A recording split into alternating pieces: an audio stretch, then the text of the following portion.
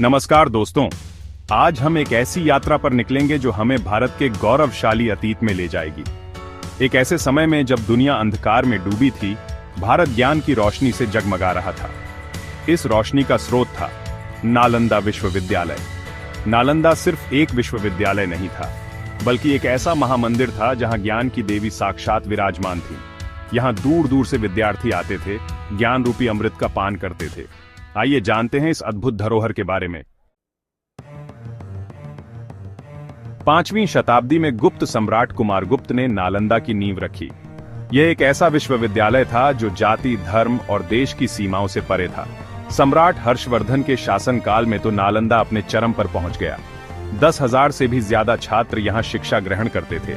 सैकड़ों आचार्य ज्ञान का प्रकाश फैलाते थे। नालंदा विश्वविद्यालय का परिसर विशाल और भव्य था। यहां अनेक भवन, मंदिर, पुस्तकालय और छात्रावास थे। मुख्य मंदिर 7 मंजिला था, जो अपनी भव्यता के लिए प्रसिद्ध था।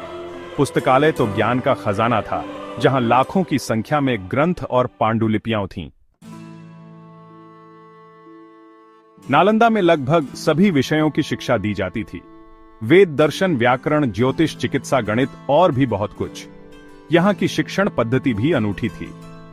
शास्त्रार्थ और वाद विवाद को प्रोत्साहित किया जाता था। इससे छात्रों में तार्किक क्षमता का विकास होता था। सेक्शन 5 विश्व गुरु का दर्जा। अंतर्राष्ट्रीय प्रभाव। नालंदा सिर्फ भारत का ही नहीं, बल्कि पूरे एशिया का ज्ञान केंद्र था। यहां तिब्बत, चीन, जापान, कोरिया, जावा, सुमात्रा जैसे देशों से छात्र आते थे। नालंदा के विद्वानों ने बौद्ध धर्म के प्रचार प्रसार में महत्वपूर्ण भूमिका निभाई। वे दूर दूर तक जाकर ज्ञान का दीप जलाते थे। विनाश की लपटें, पतन और विध्वंस। 12वीं शताब्दी में तुर्क आक्रमणकारी बख्तियार खिलजी ने नालंदा विश्वविद्यालय को ध्वस्त कर दिया। कहते हैं कि पुस्तकालय में इतनी पुस्तकें थीं कि वे महीनों तक जलती रहीं। यह भारतीय इतिहास का एक काला अध्याय था।